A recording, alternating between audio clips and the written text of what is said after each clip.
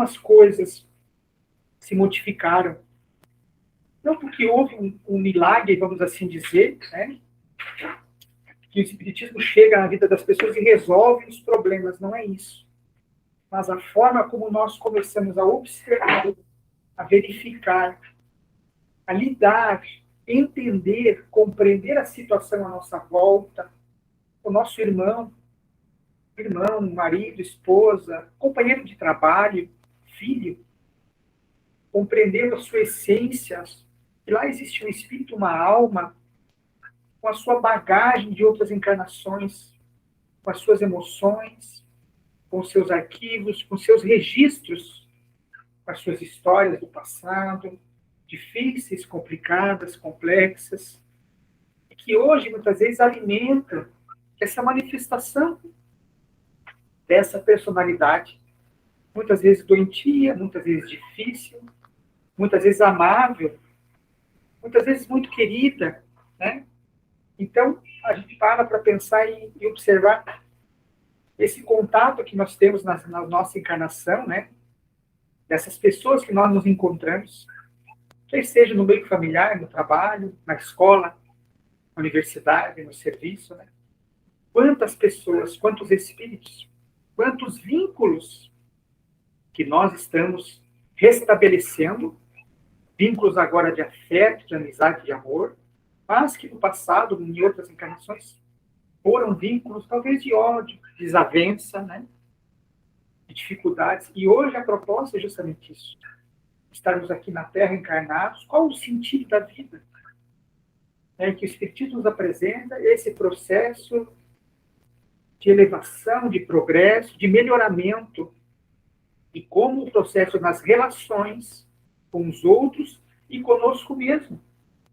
E quando nós falamos em relação, não podemos ficar apenas presos em que a relação estabelece um com o outro, que nós também estamos nos relacionando. Né?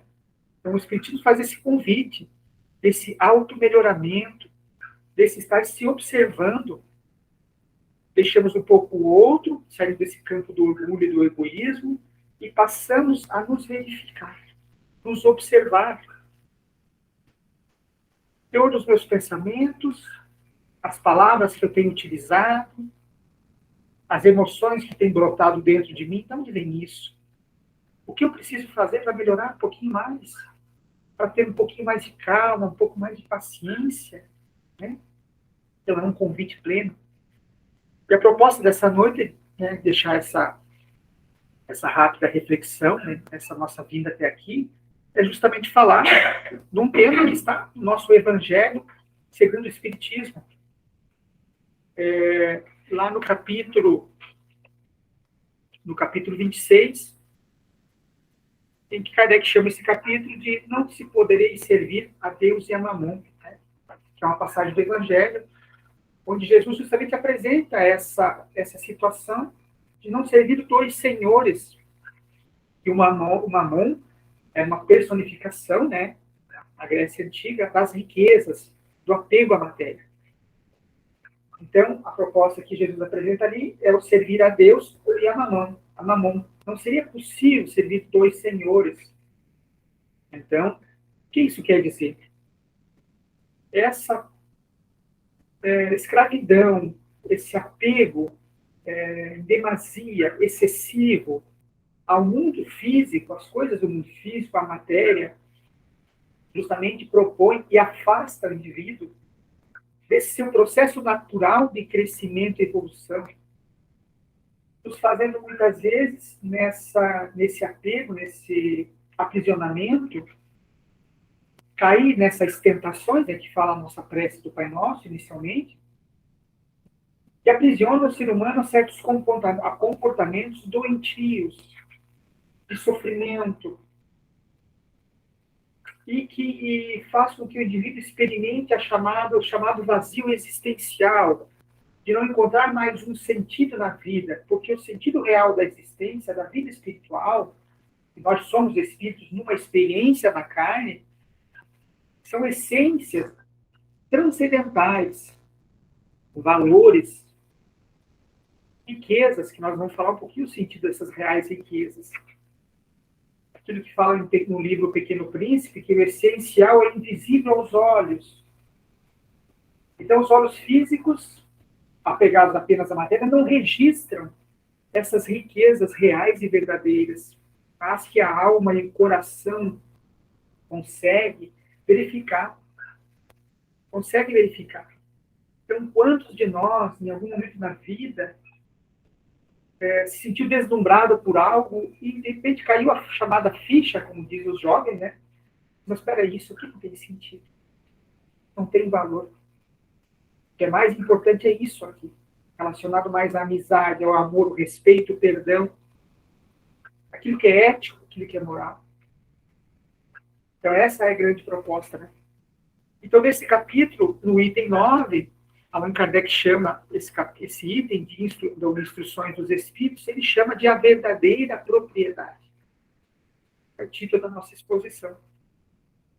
Onde esse espírito protetor, Pascal, que foi Blaise Pascal, ele foi matemático na França, né, no século XVIII, muito conhecido pela sua inteligência muito adiantada para um menino, um jovem adolescente, e já na época infantil e já na adolescência ele construiu e desenvolveu tratados da matemática, depois foram usados na engenharia. Enfim, um espírito muito adiantado para a época.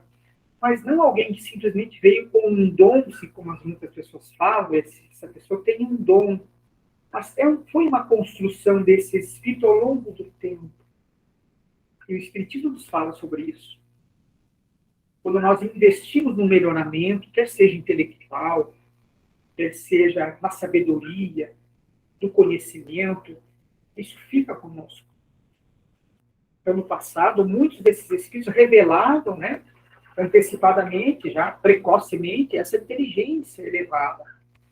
Muitos, às vezes, somente a inteligência mais intelectual, acadêmica, e outros, a inteligência moral, na sabedoria, também uma propriedade, que eles vão falar aqui. Então, Pascal fala assim, né, o homem só possui em plena propriedade aquilo que é levado desse mundo.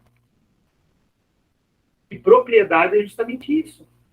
A palavra propriedade está relacionada a bens, aquilo que eu possuo, aquilo que é meu. Né?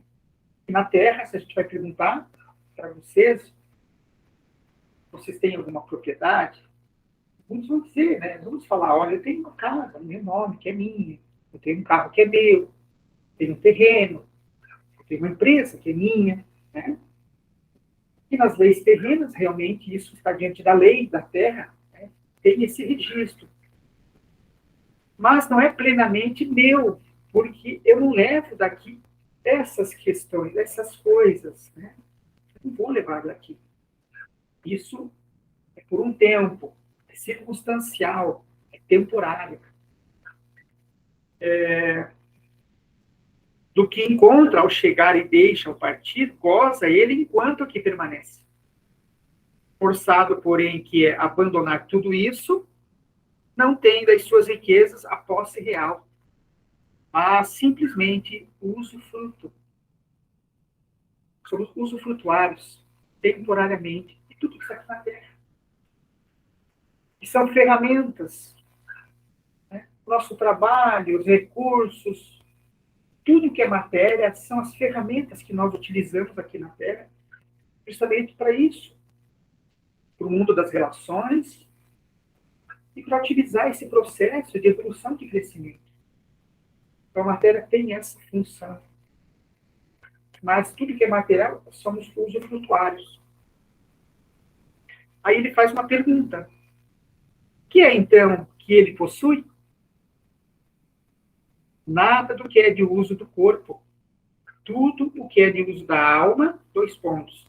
Inteligência, conhecimentos e as qualidades morais. Então, é isso, sim, é algo que é uma propriedade. A inteligência. Inteligência, a capacidade do raciocínio, né? Foi desenvolvido ao longo do tempo a ideia de quociente de inteligência, o QI, que havia até um teste para saber o QI de cada pessoa, a capacidade de inteligência que cada um tem, né?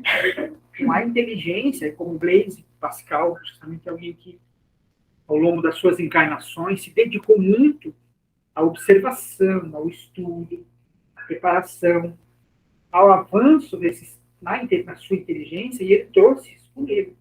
Isso é uma propriedade. Quando nós acionamos, nós melhoramos a nossa inteligência, isso não acontece, eu não compro no mercado, numa farmácia, um comprimido de inteligência. Não compro isso. É através do desenvolvimento, através da boa vontade, do exercício, né? Do exercício que o indivíduo vai aprimorando a sua capacidade de inteligência. Isso é nosso. E isso, a inteligência, o progresso da inteligência na ser humano faz parte de uma lei natural. É inevitável que isso aconteça. Alguns estão mais atrasados, alguns estão estagnados, não querem se esforçar, e outros estão adiantados. Mas isso é um processo natural. Os conhecimentos, né?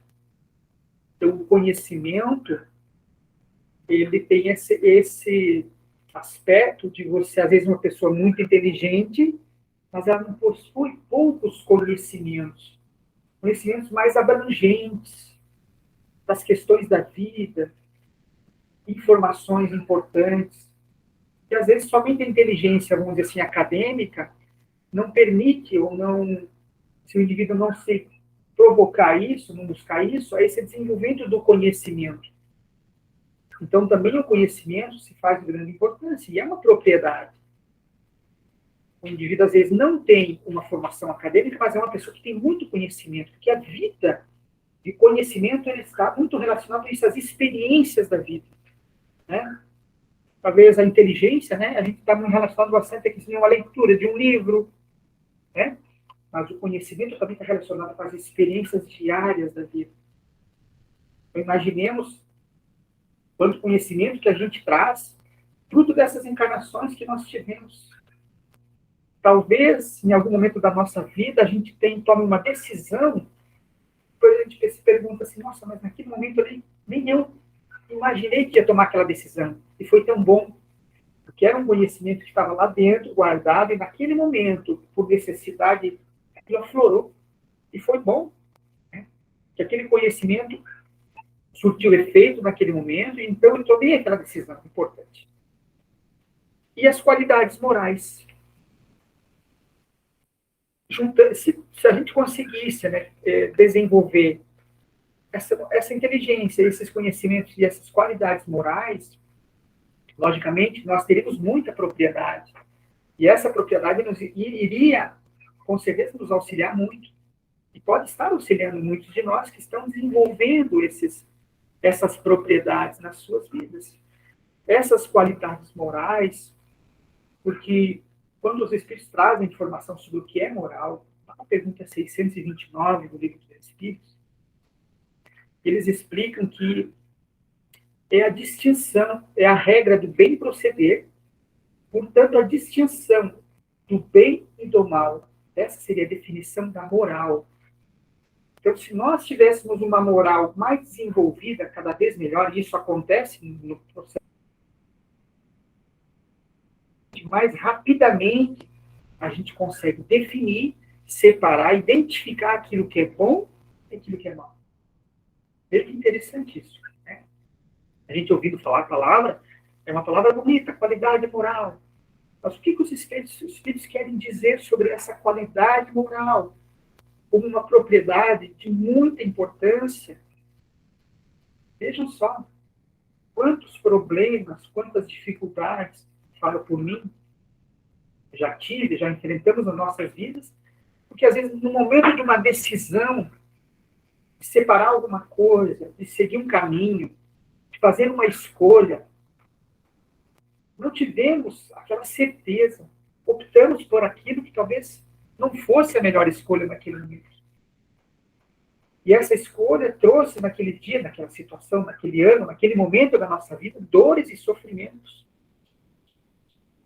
Imaginemos do passado, quando habitávamos há 100 anos, há 200 anos, quando a violência ainda às vezes era algo assim muito estabelecido nas sociedades, quantas decisões, distantes de uma qualidade moral nós tomamos.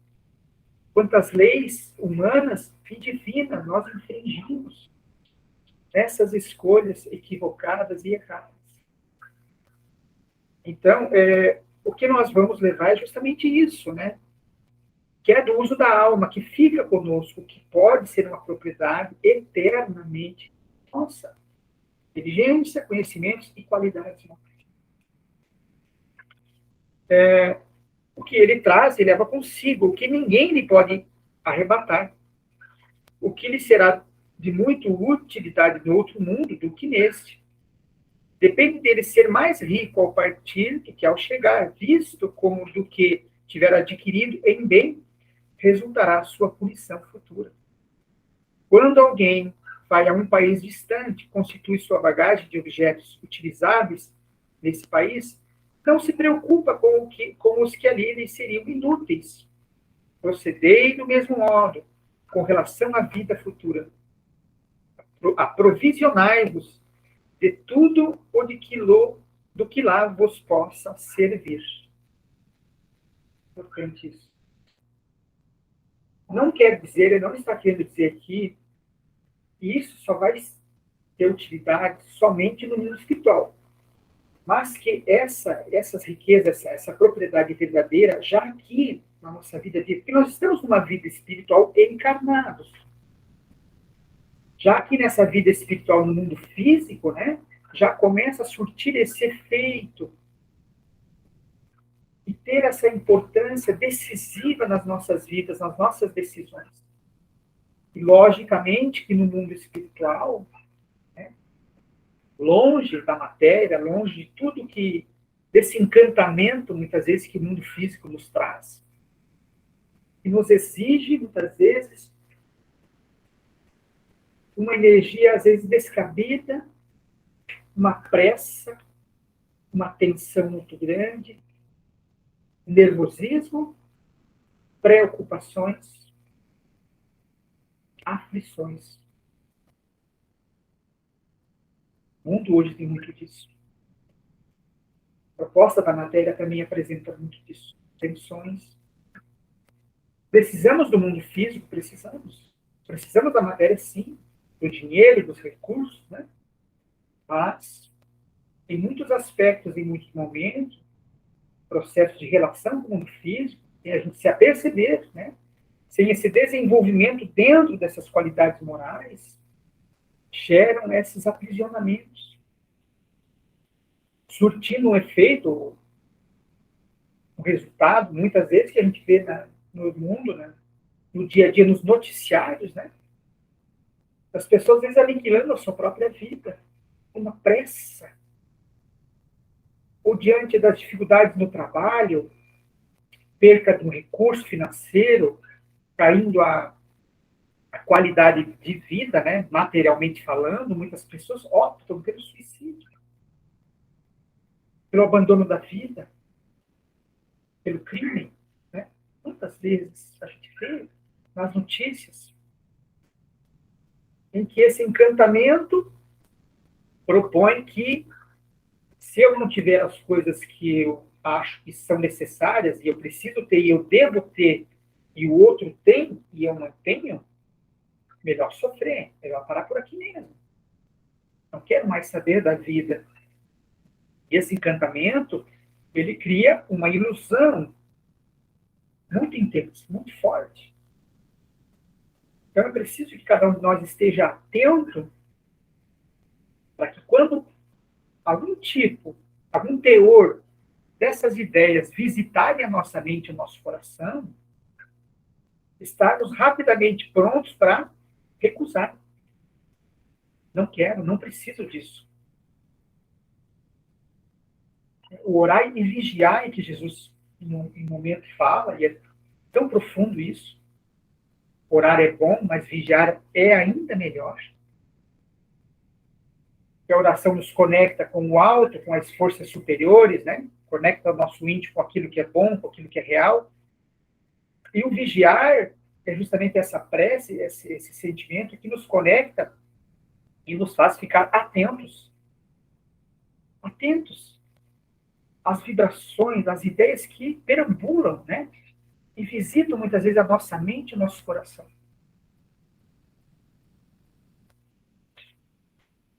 Então ele dá justamente esse exemplo, né? De que quando alguém vai para um país, para um lugar, ele não vai se preocupar em levar para essa viagem aquilo que ele não vai precisar lá. A gente faz assim, quando a gente vai fazer uma viagem, né? A gente organiza uma mala e a gente separa o que mais a gente vai precisar para aquele lugar. As roupas para aquele tempo, para aqueles dias, né?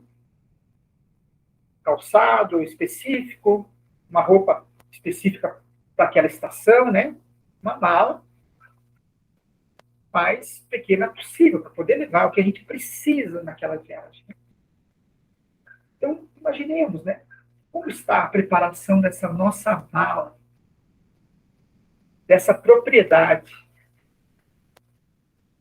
Porque no mundo físico, nós sabemos, nós estamos aqui temporariamente, estamos de passagem. Posso, amanhã, hoje à noite, encerrar meu tempo aqui na Terra. Está precisando retornar para o mundo espiritual. Como está a preparação dessa mala? Quando a gente fala em preparação dessa mala, desses recursos, né, dessa verdadeira propriedade que o Espiritismo nos fala, como estão as minhas relações com os outros, com as pessoas próximas? A mágoa insiste em visitar meu coração? A raiva? A dificuldade extrema no perdão? Né? Veja que o Espiritismo nos convida para muitas reflexões em torno dessa preparação. Mas, ok, sinto, entendo que tenho dificuldade em perdoar. Sinto mágoa. E isso é perfeitamente compreensível pelo estágio que nós nos encontramos. Espíritos imperfeitos. Mas somos perfectíveis, como dizem os espíritos. Que muitos espíritas se apegam esse chavão, né? Nós somos espíritos imperfeitos, então está tudo explicado, mas nós somos perfectíveis. Nós estamos sempre aptos ao melhoramento. Amanhã ser melhor do que hoje. Amanhã eu posso ser melhor do que hoje. Isso é possível. Então, se eu já consigo identificar dentro de mim, nossa, eu tenho dificuldade com essa pessoa. Quando ela me fala determinada coisa, eu sofro. Me sinto irritado. Eu identifico isso. Registro isso. Então, identificando isso e percebendo que isso não me faz bem, já é o primeiro passo. Né, para essa propriedade, para esse patrimônio verdadeiro, que é do melhoramento, que é da conquista da paz, em que eu me proponho a estar atento, a baixar as armas, né? Quando percebo que numa relação com determinada pessoa no trabalho, no convívio, tem dificuldades, me preparo para que naquele dia, naquele momento, eu esteja desarmado, compreendendo mais aquela pessoa, observando mais o seu histórico, a sua história, as suas emoções, o seu quadro, e o coração mais aberto para o perdão e a compreensão e a tolerância. Vejam que são elementos que o Espiritismo, em muitas obras, né, vem trazer essa mensagem. E significa esse patrimônio, essa verdadeira propriedade da tolerância, da paciência, do perdão. Quando a gente lê algumas obras, Nosso Lar, por exemplo, talvez muitos de vocês conheçam a obra de Nosso Lar, né? Psicografia do Chico, ditado pelo Espírito André Luiz, onde ele conta a sua história, médico na Terra, né? Não cuidava da sua saúde, quer seja física e também emocional e espiritual. E quando desencarna, se encontra no mundo espiritual naquelas regiões de sofrimento, não regiões específicas, criadas para isso, mas são regiões mentais. A penumbra é mental, onde as pessoas que vibram naquela sintonia de dificuldade, de ódio, de afastamento, de apego à matéria apenas, permanece muitas vezes nessa sintonia, nessas regiões umbralinas que os espíritos falam. E quando ele se dá conta, né, está longe de tudo aquilo que era assim, a base da sua existência, que eram as coisas materiais, do consumo, do sexo, da alimentação exacerbada, né, nos vícios, ele se vê longe daquilo e entra num campo de sofrimento, porque aquilo começa a fazer muita falta. Quando ele se apercebe, e ele lembra, então, quando as pessoas falavam sobre Jesus, sobre Deus, a existência de um Pai Criador, ele aciona na prece uma oração, ele consegue entrar numa sintonia em que se aproximam dele espíritos benfeitores, que estavam próximos, só que ele não conseguia registrar a presença. Isso é uma grande propriedade, um patrimônio. Quando nós temos uma sensibilidade, né, através do desenvolvimento, onde a gente consegue ver as coisas belas, as coisas mais pequenas, mais simples, ver as coisas belas, numa amizade, na natureza. Vimos um vídeo que passava aqui, né, daqueles pássaros pequeninos, alimentando, construindo o seu ninho, né? Então, só o passarinho em si, na natureza, existem detalhes ali, assim, que, quando a gente observa, a gente vê, assim, a grandiosidade de Deus estabelecendo a perfeição nas coisas mais sutis, das coisas mais simples. Então, André Luiz, voltando à questão do livro, André Luiz percebe ali que era muito pobre. Emocionalmente, espiritualmente falando, era miserável. E esse precisa ser, né, esse objetivo nosso, dessa construção de recursos dentro de nós, para, diante dos percursos, diante dos conflitos, diante dos obstáculos que existem na Terra, fazem parte do nosso processo de evolução, né? A reencarnação na Terra. A Terra é um planeta de provas e expiações. Né? Então, não existe nenhum de vocês aqui que está ouvindo, né, assistindo, está aqui acompanhando a exposição, vai dizer, eu nunca tive nenhum problema na minha vida. Nada. Ninguém. Ninguém. Todos passaram ou passam por suas dificuldades. Né? Mas esses recursos, eles têm esse peso, esse brilho, de o sofrimento perder um pouco aquele tônus, com a visão e a emoção que nós colocamos diante das nossas relações com as dificuldades da vida, com os desafios da vida. Uma nova leitura, um consolo. Né? Então, muitas vezes as pessoas acreditam que o espírita, ele não sofre, né? Uma pessoa me disse, mas vocês vão em velório, vocês não choram, né? Não existe. Logicamente que o espírita sente as mesmas coisas, né? Os sentimentos, a saudade, o amor. O que o espírito é convidado a fazer nesse exercício de estudo, de preparação e de vivência, porque não é somente o estudo, mas colocar o coração e o sentimento nas mãos, através da caridade na relação com os outros, isso aqui estabelece um processo de verificação da vida e o sentido da vida. Então, algo que às vezes parecia ser um problema muito grande, diminui o seu peso, diminui o seu tamanho. Haverá dor. A dor existe. Mas não entra no campo do desespero. Não entrar no campo da revolta. Então, essa propriedade tem essa função. Mesmo diante de um problema, de um desafio, eu enfrento, peço auxílio a Deus nas minhas orações, nas minhas preces, e sigo adiante. Não me permito ao desespero, ao abandono, à revolta, à violência. Lembra, eu li ali a oração de São Francisco, onde ele pedia na prece, fazei-me um instrumento da vossa paz. Isso é magnífico. Fantástico. Prece de São Francisco. Faz de mim um instrumento da vossa paz. onde ele finaliza dizendo que procure fazer mais consolar do que ser consolado, né? Amar do que ser amado. Então, que eu compreenda que para eu ser compreendido e ser amado, eu preciso amar. Preciso estar predisposto, com vontade, com desejo de amar, para que o amor chegue até mim. Agora, alguém que somente odeia, como que vai atrair em torno de si sentimentos de compreensão e de amor? Então, a mensagem que a gente gostaria de deixar é justamente essa. Fala dessa propriedade.